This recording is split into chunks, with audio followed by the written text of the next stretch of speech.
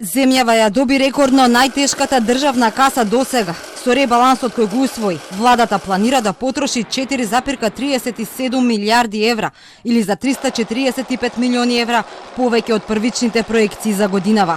Од граѓаните и стопанството треба да се соберат за 162 милиони евра повеќе пари и вкупните приходи наместо 3,45 да се искачат на 3,6 милијарди евра. Ке се продлабочи буџетската дупка. Дефицитот наместо 4,9 ќе достигне 6,5% од БДП, ќе порасне за 183 милиони евра и ќе се искачи на 751 милиони евра за годинава. Ќе се финансира со заеми од дома и во странство, ќе се задолжиме за нови 300 милиони евра. Во рамките на отплатите по основ на претходни задолжувања влегуваат еврообврзницата издадена во 2014 година во износ од 500 милиони евра, која доспева во јули, и државните обврзници во износ од 4,7 милијарди денари и структурните обврзници во износ од 1,4 милијарди денари.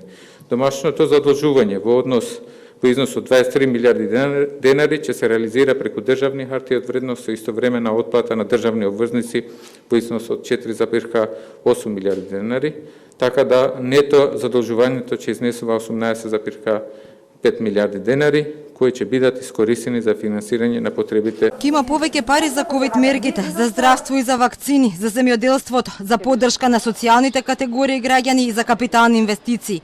Ке има пари за локалните избори, односно фингер читачите. Владата планира годинава да потроши 495 милиони евра или 120 милиони повеќе од првичните проекции за капитални проекти.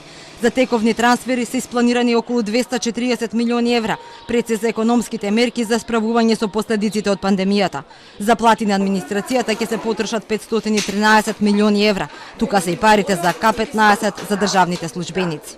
Расходите за исплата на платите се проектирани на ниво од 31,6 милијарди денари, во кој е вклучен ефектот од строга контрола на нови вработувања со цел оптимализација на јавната администрација.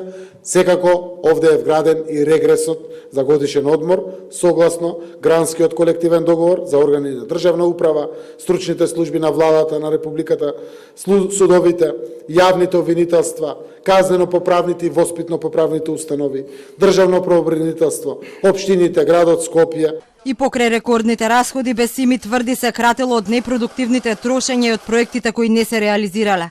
Иако годинава тргна со пат на бруто домашниот производ од 1,9% во првиот квартал, од владата се оптимисти. Остануваат на проекцијата дека годинава ќе ја завршиме со раст на БДП од 4,1%.